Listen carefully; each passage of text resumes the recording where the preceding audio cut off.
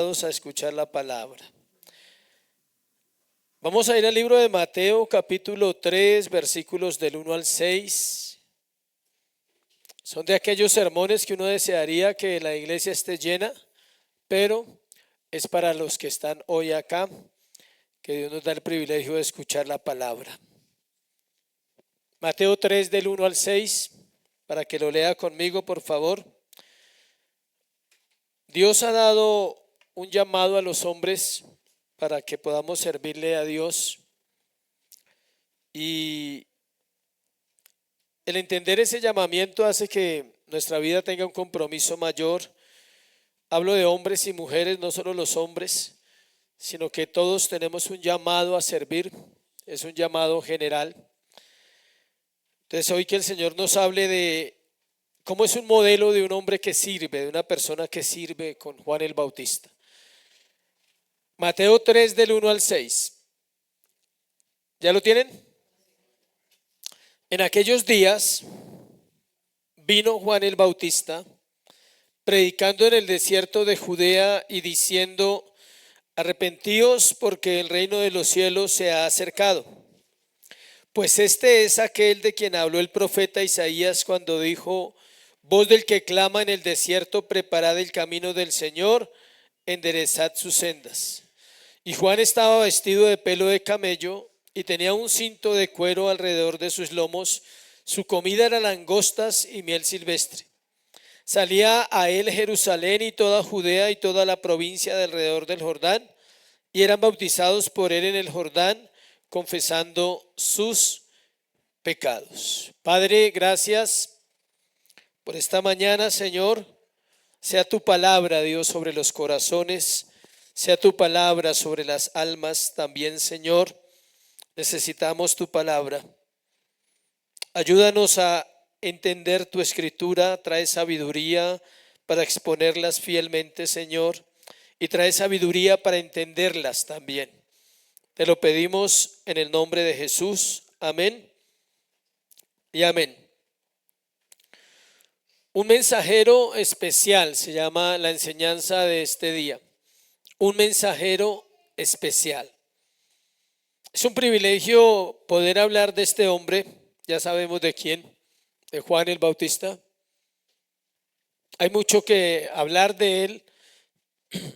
Tiene muchas cosas que otros hombres no tenían. Y es un privilegio poder escudriñar la Biblia para hablar de una vida tan especial. Especial para Jesús, ¿se acuerdan? Era muy especial para él este hombre, no porque fuera familiar, sino por el papel que él tiene que desempeñar en el ministerio del Señor Jesucristo. Él es el heraldo, se llama, el heraldo de Jesús, el que va adelante anunciando que un rey viene y que ese rey salvaría al mundo entero, al pueblo entero de pecados, y que a través de ese rey se establecería un reino. Llegamos al capítulo 3 ya de Mateo, gracias a Dios, y aparece un hombre con una vida especial, con un mensaje especial, con una misión especial, con un estilo de vida diferente a cualquier otro hombre de la época. Y Mateo 11:11, si lo quiere leer conmigo, lo que dice ahí Mateo 11:11.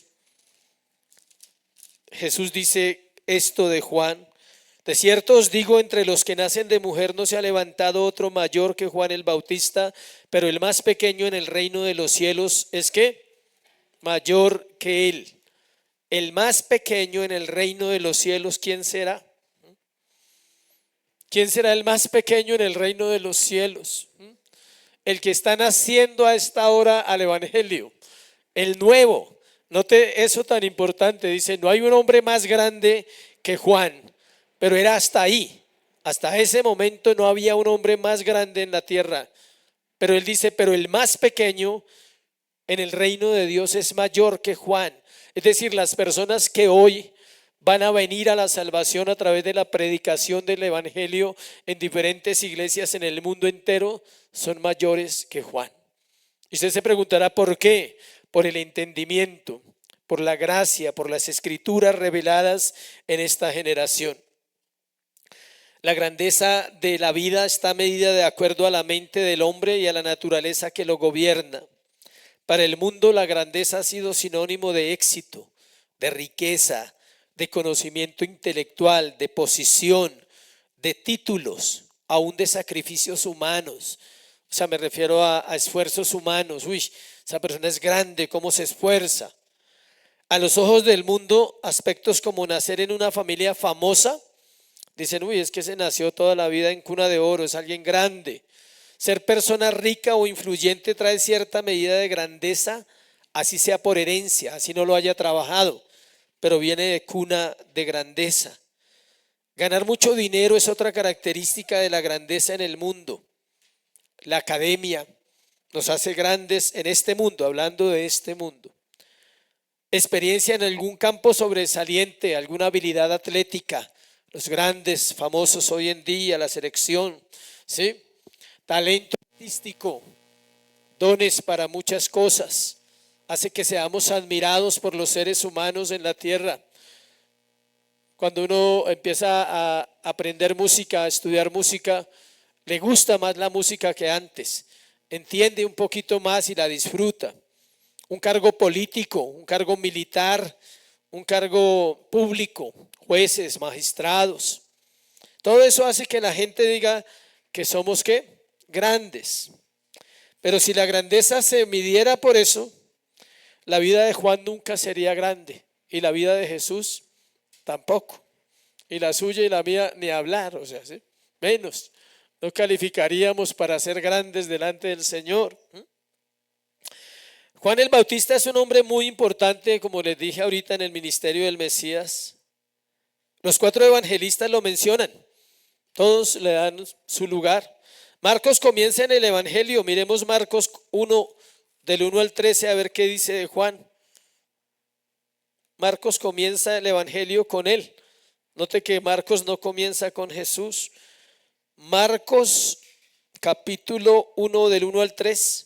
Principio del evangelio de Jesucristo, Hijo de Dios, como está escrito en Isaías, el profeta: he aquí yo envío mi mensajero delante de tu faz, el cual preparará tu camino delante de ti. Voz del que clama en el desierto: preparad el camino del Señor, enderezad sus sendas. Note que Marcos inicia con el ministerio de Juan. Él dice, este es el evangelio del Señor Jesucristo, y dice que Juan fue el primero que empezó a predicar. Lucas en el capítulo 3, no lo vamos a ver, habla del Bautista y él nos da un poquito de fechas que ahora vamos a mirar. Y Juan en el capítulo 1, versículo 19, nos cuenta el testimonio del hombre. Juan 1:19 nos cuenta el testimonio de Juan. Dice, este es el testimonio de Juan cuando los judíos enviaron de Jerusalén sacerdotes y levitas para que le preguntasen, ¿tú quién eres? Confesó y no negó, sino confesó, yo no soy el Cristo, dijo. Y le preguntaron, ¿qué pues eres tú, Elías? Dijo, no soy. ¿Eres tú el profeta? Y respondió, no. Y le dijeron, ¿quién eres? Para que demos respuesta a los que nos enviaron. ¿Qué dices de ti mismo? Y dijo, yo soy la voz de uno que clama en el desierto, enderezad el camino del Señor, como dijo el profeta Isaías. Para que vinieran a preguntarles, porque era impactante lo que estaba pasando. Había conmocionado el momento donde él estaba, el lugar donde él estaba, y todos dijeron, ¿es usted un profeta? O sea, ¿usted se cataloga profeta? Dijo, no. ¿Es usted el Cristo? No, nada. O sea, él dice, ¿usted es Elías? Tampoco, aunque sí era Elías, ya lo investigamos, pero él dice, está refiriéndose que físicamente él no era Elías, porque sería una reencarnación o una resurrección, como dice. Entonces, el testimonio de este hombre es fundamental para también entender los evangelios. Pensar que era un hombre cualquiera sería no hacerle justicia a la escritura, no darle lugar a la palabra de Dios. Su vida, vamos a mirar cosas de su vida, su mensaje, su ministerio, han sido de inspiración para la iglesia de todos los siglos y lo van a hacer hasta que el Señor regrese. Hasta que Cristo venga, se va a predicar ¿de quién? De Juan el Bautista. Entonces vamos a ir a los textos, al texto de hoy, y vamos a empezar hablando de quién era Juan. Esa es la primera parte. ¿Quién era Juan? Y para eso vamos al versículo 1 de Mateo. En aquellos días vino Juan el Bautista predicando en el desierto de Judea. Si usted nota, Mateo siempre nos lleva así, nos va a llevar todos los 28 capítulos. Y entonces, y en aquellos días, y después de esto, nos está contando siempre la historia de lo que está sucediendo. Los evangelios nos dan buena información de Juan el Bautista. También era conocido como el bautizador, por eso su, digamos, como su apodo, podríamos decir, en este mundo moderno diríamos su alias el Bautista. Juan, alias el Bautista, o Juan el Bautizador. Nació en una pequeña villa que se llama Ein Karen, cerca de Jerusalén. Él nació cerca de Jerusalén. ¿Se acuerdan que María fue a visitar a los padres y no vivían en Jerusalén, sino en una aldea como hacia la montaña? Porque dice que por las montañas se habló lo que estaba pasando y todo el mundo sabía que iban a ser también este hombre especial. Su padre, Zacarías, línea sacerdotal. Su madre, Elizabeth, parienta de María. Miremos Lucas 1:5 para corroborar esa información. Lucas 1:5 dice: hubo en los días de Herodes, rey de Judea, un sacerdote llamado ¿qué? Zacarías, de la clase de Abías. Su mujer era de las hijas de Aarón y se llamaba ¿qué? Elizabeth. Los dos de la tribu de Leví, sacerdotes. Note que no eran de la tribu de Judá, familiar de María. Eso quiere decir que ellos se mezclaban entre tribus. No todos eran de la misma tribu, pero debían ser ¿qué? Judíos. Ambos sacerdotes. Mire esta descripción tan bonita. Ambos eran justos delante de Dios y andaban en desorden, irreprensibles en todos los mandamientos y ordenanzas del Señor. Pero no tenían hijo, porque Elizabeth era ¿qué? Estéril. Y ambos eran ya de edad avanzada. Cuando hablamos de edad avanzada no son 50, por favor, o sea, recapitulemos, ¿sí? No son 60, no son 70, no. Cuando la Biblia dice que hay personas de edad avanzada, estamos hablando hasta de 100 años, 80, 90, mínimo 80. O sea, no se puede decir que tengan menos edad, porque la edad no era como ahora. O sea, ellos vivían un tiempo donde la edad era más larga. ¿Se acuerda de una mujer que tiene 84 años, que está esperando la venida del Mesías, una anciana, y dice que vivió 7 años con su marido, son 91, y a qué hora se casó? Mínimo a los 15, entonces tiene 106 años y está ahí en el templo orando. Todos llegaban a edades de 100, 110, 120, eran grandes ya, era la edad avanzada. Entonces eran dos ancianos, los padres de Juan el Bautista. No se sabe nada de su niñez, se sabe de su nacimiento, pero no se sabe nada de su niñez. Tampoco se sabe nada del periodo entre que nace hasta que se manifiesta al mundo, que es cuando él tiene más o menos 30 años. Lo primero que se sabe de él es su aparición en el río Jordán aquí, pero también hay un texto importante que nos da un poquito de luz y es Lucas 1:80. Lucas 1:80. Y el niño crecía, ese es Juan, y se fortalecía en espíritu y estuvo en lugares ¿qué? Desiertos hasta el día de su manifestación a Israel. Ese es Juan. Eso sabemos de la adolescencia de Juan, jugando trompos, bolas, canicas.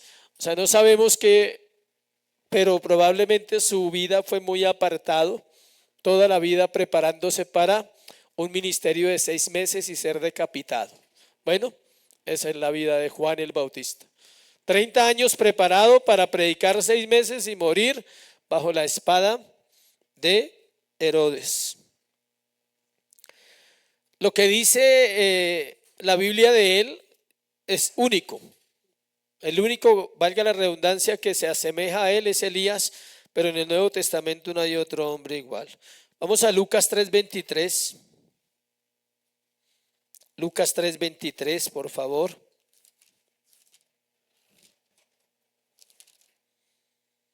Dice Jesús mismo: Al comenzar su ministerio era como de 30 años, hijo según se creía de José, hijo de Eli. ¿Por qué leemos ese versículo? Porque nos ubica un poquito en la edad de Juan. ¿Cuántos años tendría Juan entonces? 30 también. Era mayor que Jesús 6 meses aproximadamente.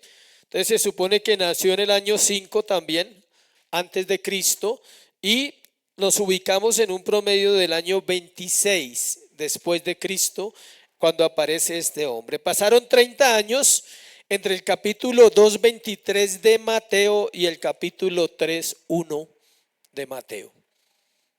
Entre el versículo 2:23 y el capítulo, entre el capítulo 2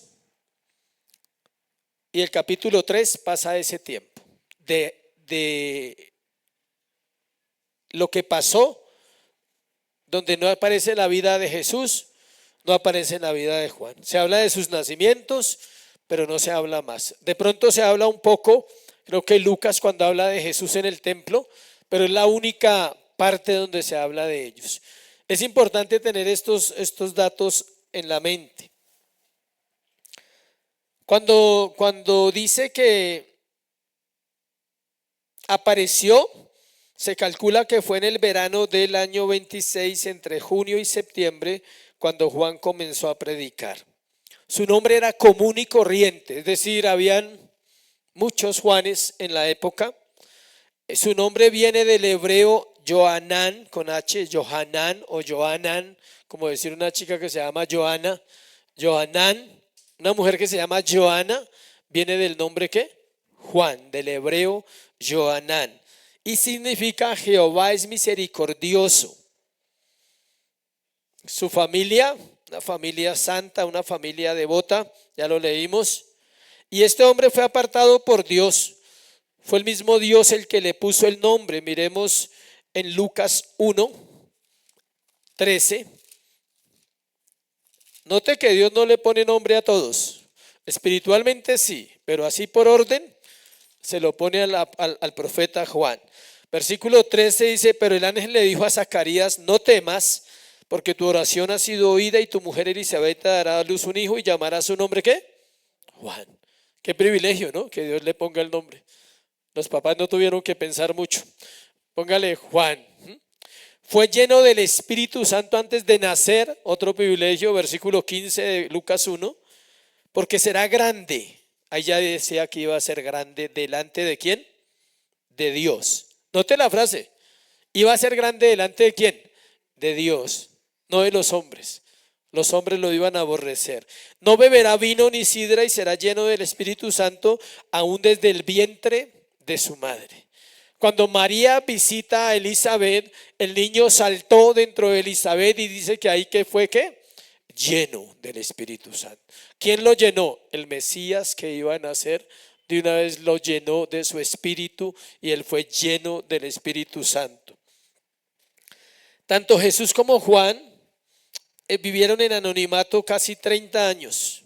Y ahora dice el versículo 1, en aquellos días vino, la palabra vino quiere decir que va adelante del rey, el heraldo del rey.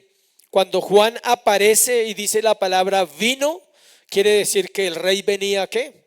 Detrás.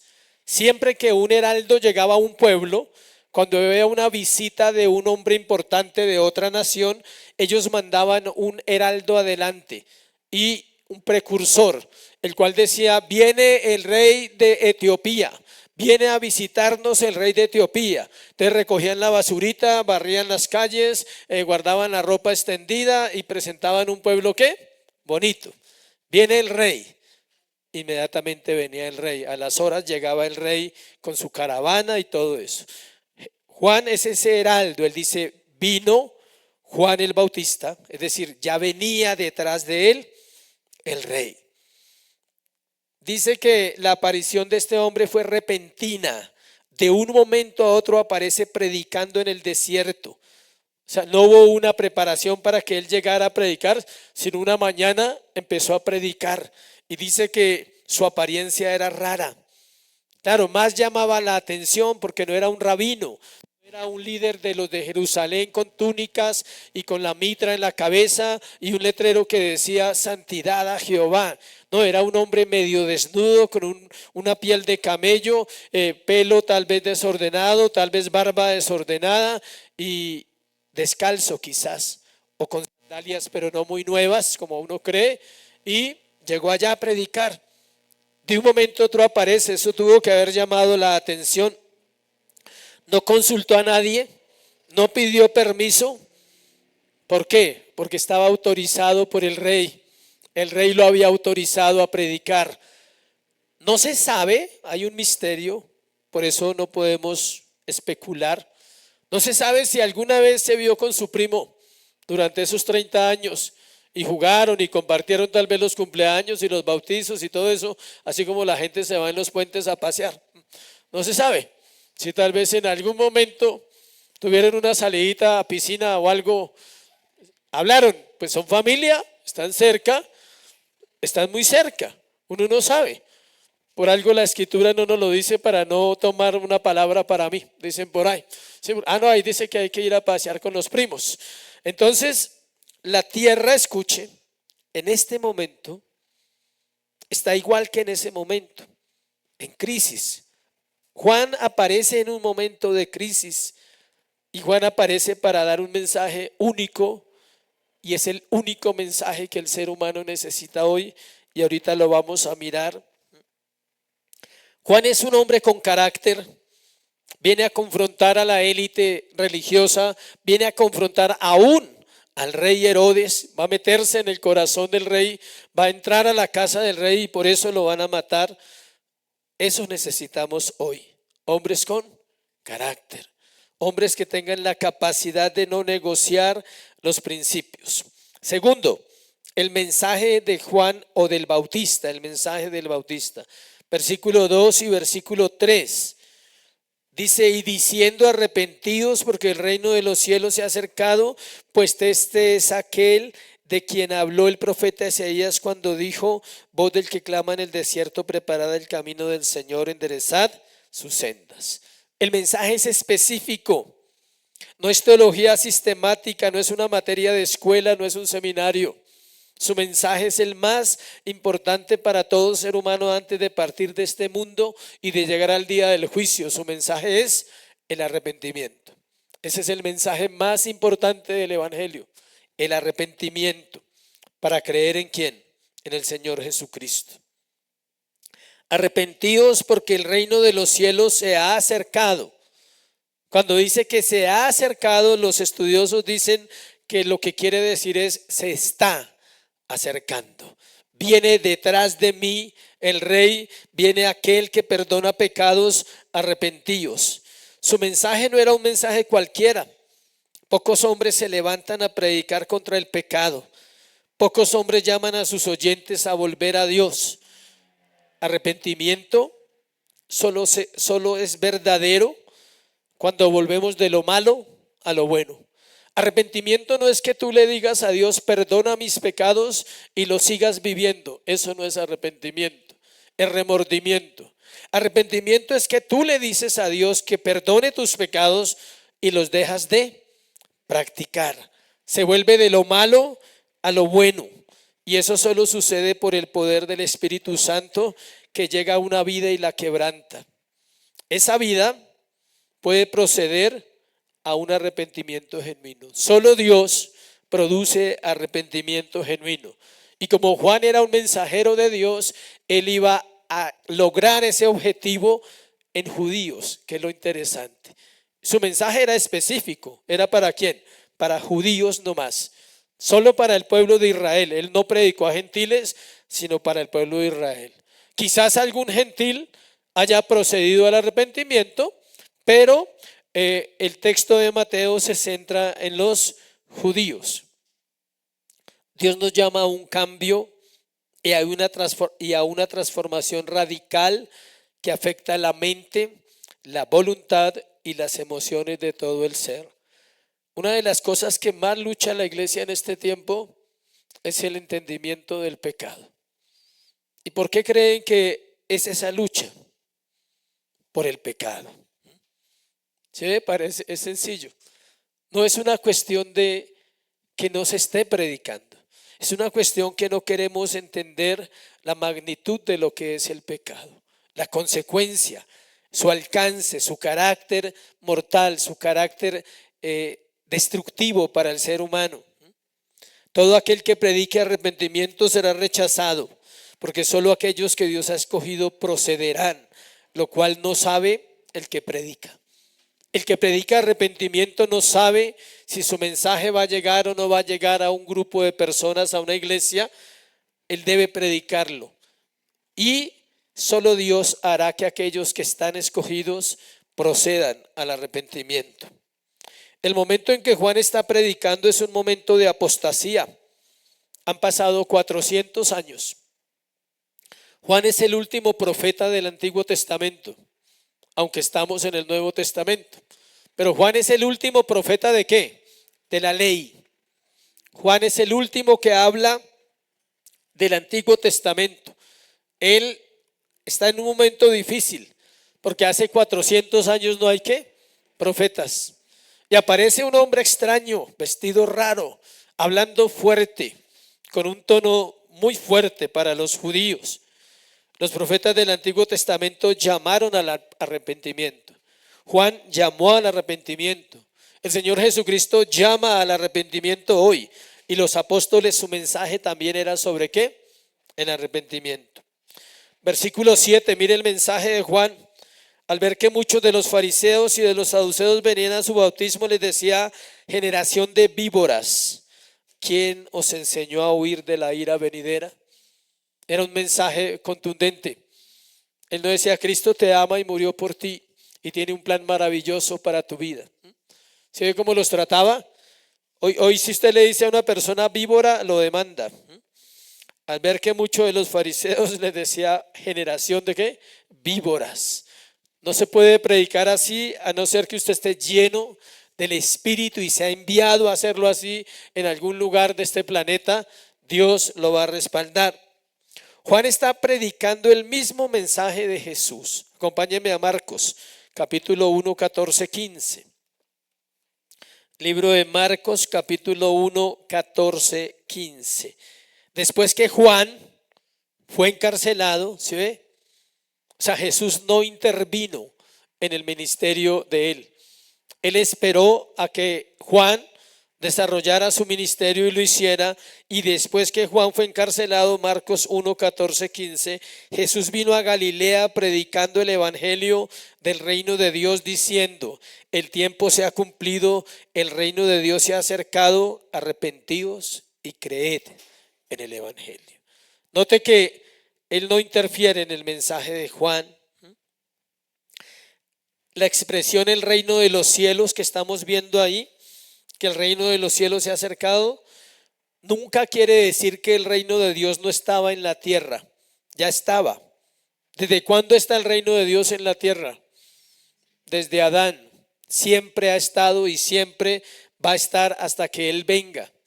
Pregunta: ¿va a estar después de que Él venga? También, porque va a ser establecido de una manera eterna y poderosa.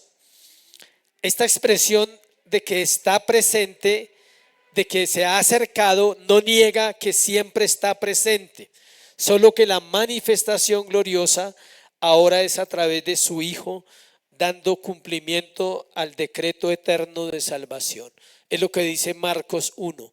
El tiempo se ha cumplido. ¿Cuál tiempo? El que se trazó en el plan intratrinitario: en tal día, en tal fecha, en tal hora, mi Hijo descenderá a la tierra y se establecerá ¿qué? Su reino presente en la tierra. ¿Se acuerda que vimos reino presente? El reino de Dios es eterno, pero también es escatológico. Es decir, es el fin de todo lo que existe. Por eso debemos orar como nos enseña Mateo 6:10. Venga tu reino. ¿Estamos en el reino? Sí, pero debemos pedir que venga tu reino, es decir, que crezca, que se manifieste, que hayan más creyentes en la tierra. Estuve en la reunión de pastores y había conmigo 12 pastores. Si las iglesias son como esta, podríamos decir que son 600 personas y como hay unas más grandes, podríamos calcular que son 1000 personas, ¿sí? 1000 personas donde se puede impactar una ciudad, donde se puede impactar una generación. Una persona tal vez no puede hacerlo, pero 1000 tienen una influencia diferente. Y de eso se trata, de que la iglesia pueda ser parte de esta generación impactándola, pero con una cosa clara: el evangelio del Señor Jesucristo. Ningún otro mensaje. No mensajes positivos, no mensajes motivacionales, sino el reino de Dios ha llegado, arrepentidos y creed en el evangelio. Ese es el mensaje. Estamos en el reino, pero no se ha manifestado en su totalidad. Siempre estamos en él, pero todavía hay más por recibir y conocer. Se llama el ya, pero todavía no. Esa es la excelencia del reino de Dios. Ser parte del reino de Dios y entenderlo es ser parte de lo que Dios es. Hablamos ahora que Dios es. Ser parte del reino de Dios y entenderlo es ser parte de lo que Dios es. Hablar del reino es hablar de soberanía. Acompáñenme al Salmo 103:19. Salmo 103:19 dice lo siguiente: Jehová estableció en los cielos su trono y su reino domina sobre todos. Hablar de reino es hablar de soberanía. Nosotros estamos bajo la soberanía de Dios. Ese reino gobierna todo lo que existe, no solo la iglesia. La iglesia es solo un ámbito donde el reino de Dios se mueve en un sentido que se llama salvación. Pero el reino de Dios gobierna todo lo que existe. Mateo 13:4. Mateo 13:4, ahí donde estamos. Mateo 13:4. Y mientras sembraba, parte de la semilla cayó. Sí, dice Mateo 13:4. Mientras sembraba, parte cayó ¿en qué? Mientras sembraba, parte de la semilla cayó junto al camino y vinieron aves y la comieron. No, este no es el texto. A lo que se refiere es que Dios está gobernando todo lo que existe, pero la iglesia es un lugar especial de su reino donde solo se habla de ¿qué? De salvación. Se manifiesta de manera especial aquí, dándonos entendimiento, conocimiento, sabiduría, gracia, perdón. Pero él no quiere decir que él no gobierna el resto del mundo, gobierna todo el mundo. El bien, el mal, la naturaleza, todo está bajo el reino de Dios. Su mensaje, el mensaje de Juan es profético. Es la voz de uno que clama en el desierto, como lo dijo Isaías 43. Es necesario allanar el camino y preparar los corazones para la llegada del Rey. ¿Qué hace el Evangelio? Prepara el camino. Cuando usted le comparte la palabra a una persona, usted se va y tal vez la persona se queda ahí con lo que usted le compartió.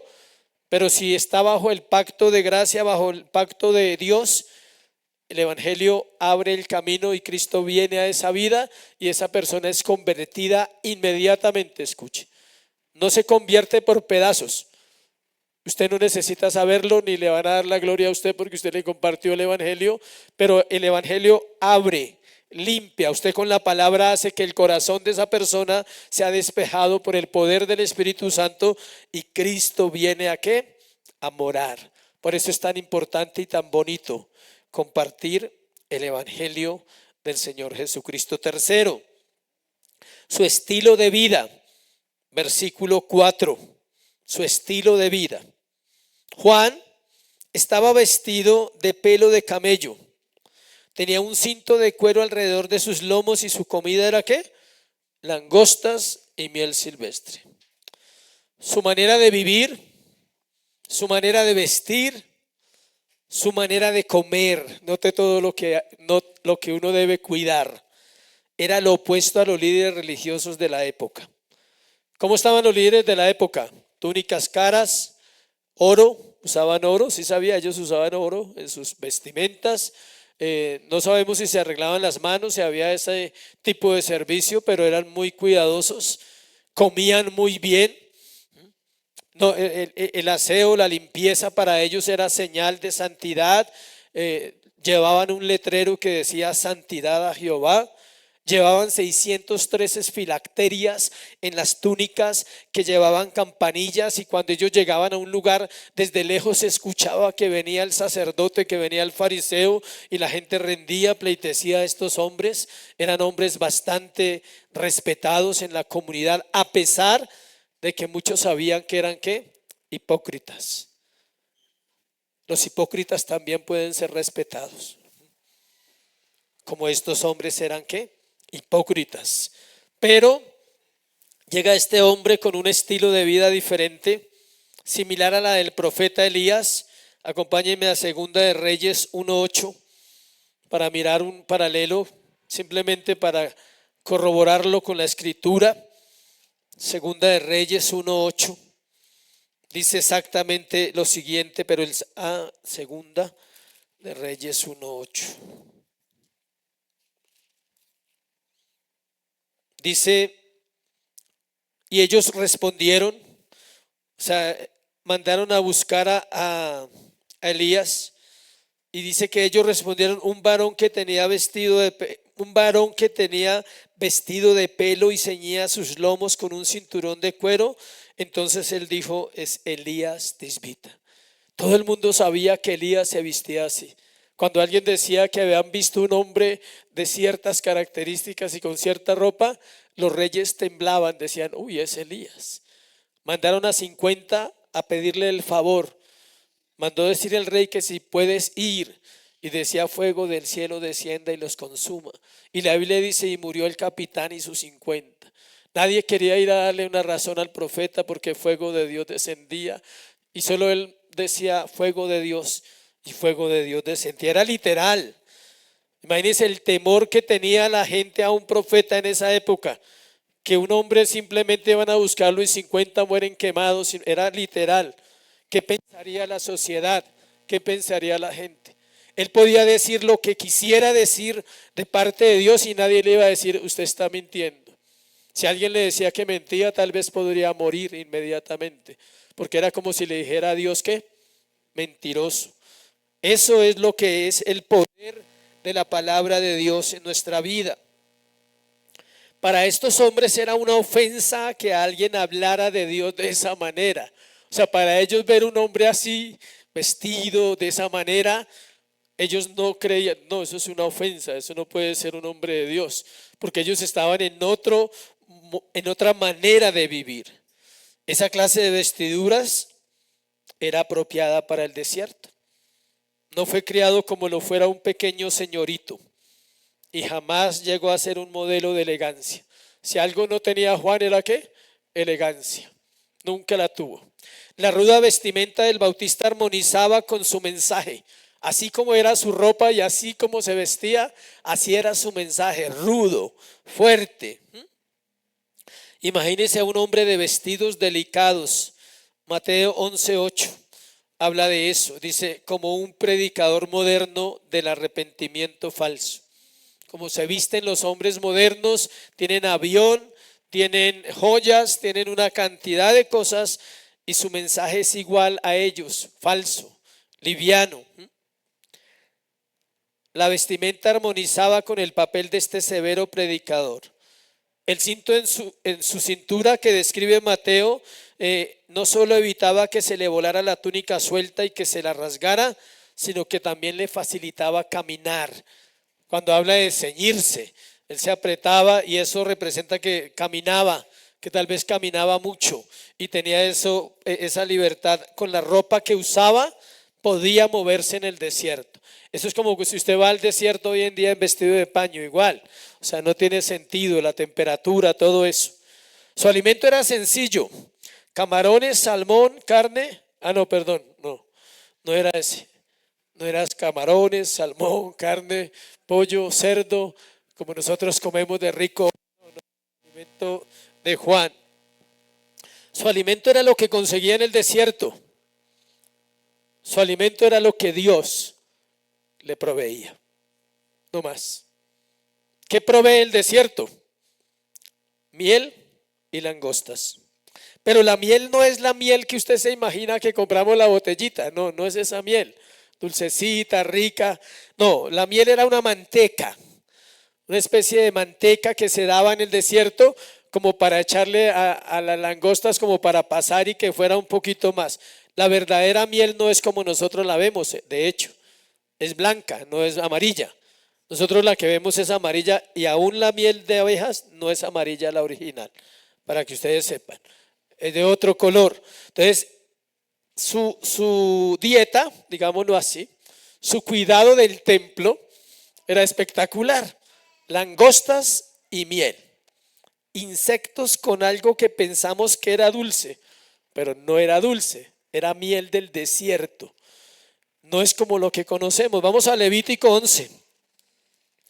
Levítico 11, 22, 23. Levítico 11, 22, 23 dice lo siguiente. Estos comeréis, hablando de los insectos, dice, estos comeréis de ellos, la langosta, según su especie, el langostín según su especie, el argol según su especie y el agap según su especie. 4 insectos que se podían comer. Acuérdense que él está bajo ¿qué? Bajo la ley. No comía cualquier insecto, era el que se podía comer. Y según la ley podía comer ese tipo de langosta. Dios le permitió al pueblo de Israel comer insectos y la langosta estaba incluida en el plan de nutrición mensual para Juan. El nutricionista le había dicho que debía comer ¿qué? Langosta, que debía cuidar su cuerpo y prepararse. El hecho que fuera en el desierto, y esto me pareció muy interesante y es significativo para la iglesia y para hoy, nos recuerda a Israel. ¿Por qué no predicó en el pueblo o por qué no predicó en la sinagoga? ¿Por qué Dios lo envía a predicar en el desierto? Con una sola razón, para sacar a los judíos de su comodidad, a los líderes, a los religiosos, llevarlos al desierto y recordarles su esclavitud. Ese era el propósito, que fuera en el desierto. Les recordó que tenían que volver del orgullo a la humildad. Con solo mirar a Juan se sentían miserables y orgullosos, decían. Decía, él no tiene nada de lo que tenemos, pero tiene el mensaje, tiene la palabra. Recordar nuestros desiertos nos guarda de pecar en la comodidad, iglesia. ¿Estás muy cómodo? Te invito a recordar el desierto para que no te haga daño la comodidad. El corazón endurecido no se quebranta con una caricia, sino con un golpe. Lastimosamente es así. Y más si ese golpe viene de alguien a quien no pueden recriminarle nada. No podían recriminarle nada a los líderes a él. No podían decirles su mensaje no es verdadero. Y él podría decirles mi vida les muestra mi mensaje. No necesito nada de lo que ustedes tienen para predicar a Cristo, para predicar el arrepentimiento. Ellos tenían todo, poder, posición social, economía. Su ropa era muy diferente, su manera de hablar era diferente. Juan no tenía nada, pero tenía el mensaje que Dios le había dado para predicar. El punto principal de lo que estamos hablando es que por medio de su sencillo modo de vida, evidente con respecto al vestido y la comida, Juan hacía una protesta viva contra el egoísmo, el desenfreno, la frivolidad, la negligencia y la falsa seguridad que mucha gente se estaba precipitando hacia la condenación. Su mensaje es de juicio. Su mensaje no es un mensaje de engaño a las personas. Su mensaje, su vida, su forma de comer, su forma de vestir, su forma de ser, también era un mensaje para el pueblo de Israel diciéndole, se han acomodado, han llegado a su comodidad, y él estaba precipitando y decía, si siguen así, van a ir a la condenación eterna. Hay algo curioso en la vida de Juan que leí esta mañana ya después de hacer el sermón, y es la duda del corazón de Juan. Y eso nos deja pensando. Vamos a Mateo 11.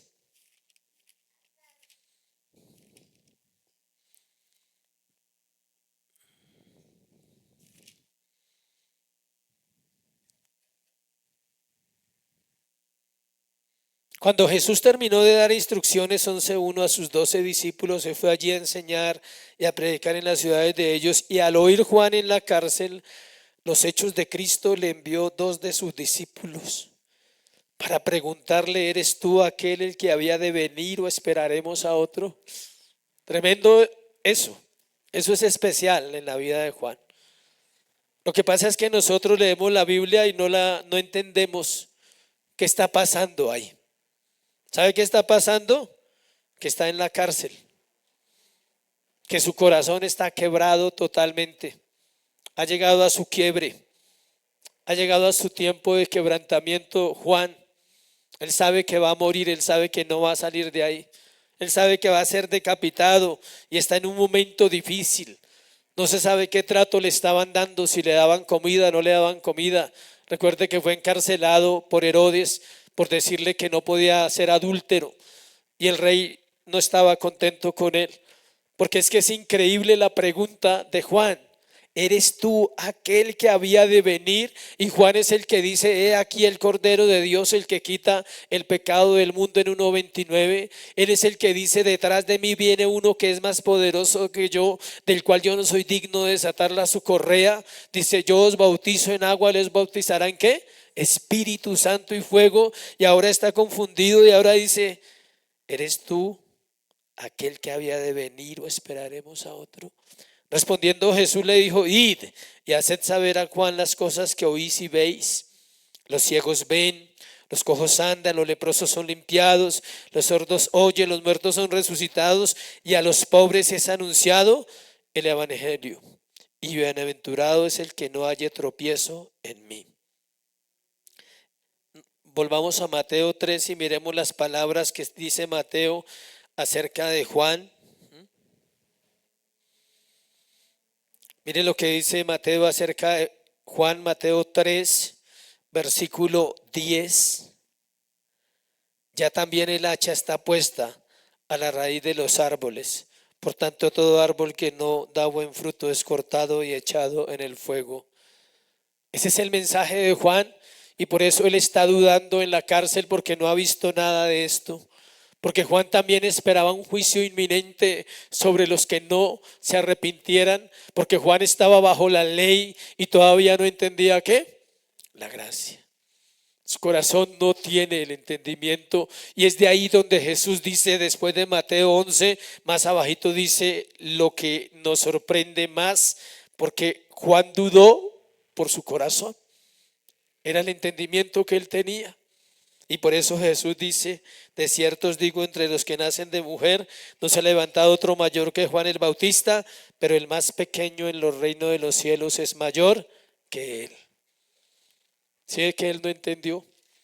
Todavía no tenía esa capacidad siendo el profeta Juan. Por la gracia, él no estaba abajo, no le había sido revelada la gracia. Pero todo lo que hizo, y nosotros tenemos la gracia y no hacemos nada, eso es lo que tenemos que mirar.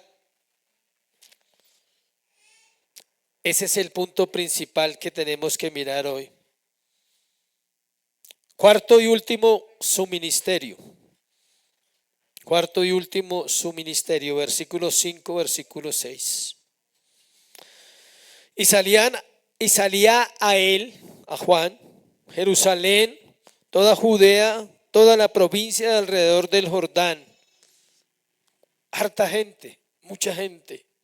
La predicación de este hombre era para un tiempo específico y propósito específico, era poderosa. Tuvo gran alcance la predicación de Juan. Ahí hay tres cosas, tres lugares: Jerusalén, toda Judea y toda la provincia alrededor del Jordán. O sea, mucha gente vino a escuchar el mensaje. Este verso es claro en decirnos que quienes escucharon el mensaje del Bautista fueron muchas personas. Nombra varios lugares ahí en el texto.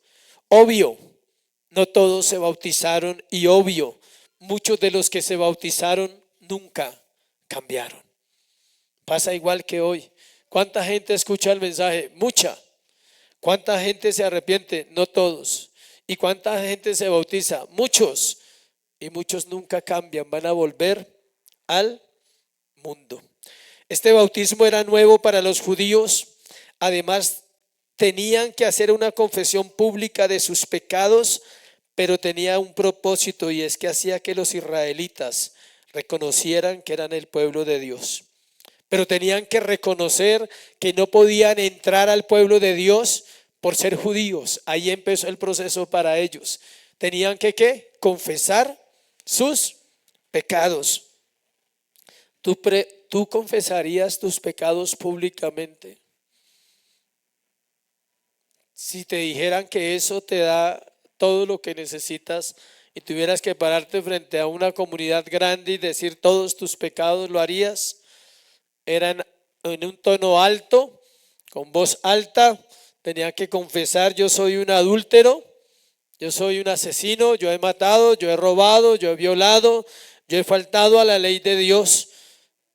Y si no, no los bautizaba. Yo me imagino a Juan cómo era.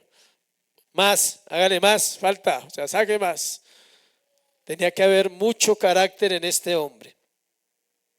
Versículo 6 dice lo siguiente: eran bautizados por él en el Jordán, confesando ¿qué? Sus pecados. Hablemos un poco más del bautismo, entendiendo que para estos hombres era una humillación tener que hacer eso, porque ahí dice que muchos venían a él, y dentro de esos vino gente también, sacerdotes, y lo escuchaban y fueron convencidos. ¿Quién los convenció? El Espíritu Santo, el poder que había en la predicación de Juan el Bautista. Hablemos un poco más del bautismo. El verbo significa meter bajo un líquido, zambullir, ahogarse. Eso significa bautizarse. Estar bajo un agua, zambullirse y ahogarse. Se usa en referencia a un barco en el sentido de hundirse, un barco que se hunde, que no tiene más salida. Y ese es el bautismo cristiano. Cuando un cristiano se bautiza por convicción, porque ha nacido de nuevo, porque ama a Dios profundamente, su barco se hundió. Su vida nunca volverá a ser la misma. No tiene cómo transportar esa vida. Está ahogado, se ahogó. Lo que decía Martín Lutero, decía: yo pensaba que el hombre viejo había muerto cuando me bautizaron, pero sabía nadar, dice. Decía Lutero referente a la lucha que tenía, ¿con qué? Con el pecado. Parece que se escapó del bautismo. Josefo, el historiador, usa la palabra bautismo hablando de multitudes que acudieron a Jerusalén cuando la ciudad fue sitiada, escuche, y la gente la ciudad se inundó totalmente de agua, y él dice que allí fueron bautizados muchos y murieron, dice Josefo, porque usa la analogía de zambullirse. Jerusalén tuvo una inundación y murió mucha gente, y Josefo lo cuenta de esa manera, dice: allí fueron ¿qué? Bautizados. Siempre el bautismo tiene que ver con ¿qué? Muerte. Si tú ya eres bautizado y no has muerto, tienes que arrepentirte y decirle: perdóname, Señor, aún hay carne en mi vida, aún hay pecado en mi corazón, aún no entiendo quizás qué es realmente un arrepentimiento. Lo que pasa allí son dos cosas al mismo tiempo. Ellos confesaban los pecados y Juan los bautizaba. Si no confesaban, no había bautismo. O sea, no era que es que yo quiero que me bautice, tenía que ser ¿qué? Confesar sus pecados.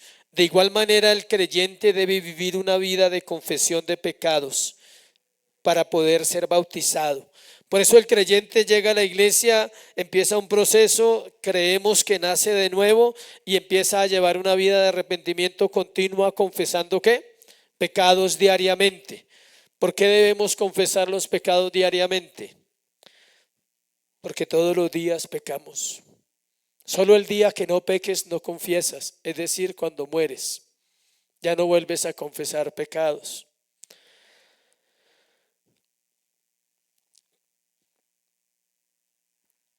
Todo creyente nacido de nuevo debe ser bautizado para ser parte del cuerpo de Cristo. No que no lo sea, escuche, sino que debe hacer pública su fe para identificarse con la iglesia local. Todo creyente nacido de nuevo debe hacer pública su fe. Juan es el modelo para todos los creyentes que anhelan vivir una vida para Dios. Juan fue lleno del Espíritu Santo, tuvo una vida humilde, compartió el mensaje del Evangelio a los suyos, obedeció su llamado, no buscó su propia gloria. Él lo dice: es necesario que yo mengüe para que ¿qué? Cristo crezca. Yo solo anuncio el mensaje, detrás de mí viene el que es poderoso y el dueño del mensaje que estoy anunciando. Qué actitud tan humilde la de este hombre, qué actitud tan hermosa la de el hombre llamado Juan. Ahora la pregunta es: nosotros, ¿cómo vivimos el Evangelio? ¿Cómo estamos viviendo como iglesia la palabra de Dios? Creo que Dios nos insta al arrepentimiento constantemente y debemos orar que Dios sostenga a esta iglesia. Debemos orar que el candelero no se apague, que la llama que un día el Señor puso en esta iglesia no la menospreciemos y terminemos tal vez en otras iglesias si no hacemos un trabajo de evangelismo. Dios llama a la iglesia al evangelismo. Dios llama a que ganemos almas. Fui invitado a predicar a una iglesia donde no hay pastor y yo iba a decir que no, pero no pude decir que no, porque su pastor falló, porque es una iglesia que necesita. Y nos invitaron a varios pastores a ir a compartir el evangelio a ellos, porque su pastor no tienen pastor y la iglesia sigue ahí. Hay dos formas como Dios obra, iglesia, y tengo que decírselo a ustedes. Y es que si la iglesia no valora las escrituras, Dios tiene que obrar algo en la iglesia. A veces Dios puede quitar un pastor y ponerlo en otro lado, o a veces Dios puede quitar la iglesia también, si la iglesia menosprecia la escritura, si la iglesia cree que esto es un juego, y si la iglesia cree que esto es una religión de venir cada domingo y sentarse y escuchar a un hombre. Dios va a obrar en su soberana voluntad como Él quiera, y uno simplemente tiene que hacer su tarea. Dios me llamó a predicar el evangelio en la iglesia, y donde Él me ponga yo tengo que predicar el evangelio. En serio iba a decir que no, pero no pude. ¿Cómo decir no a un lugar donde no tienen quien predique? Dios nos dará la sabiduría para poder cumplir ese compromiso. Amén. Pónganse sobre sus pies y vamos a orar. Vamos a orar por la iglesia. Vamos a pedirle al Señor que nos ayude a entender realmente el evangelio, de cómo es posible que tengamos la verdad, cómo es posible que tengamos a un rey y no se lo demos a conocer a otros. ¿Cómo es posible que no podamos decirle a una persona sencillamente de un Dios que salva, de un Dios que es verdadero,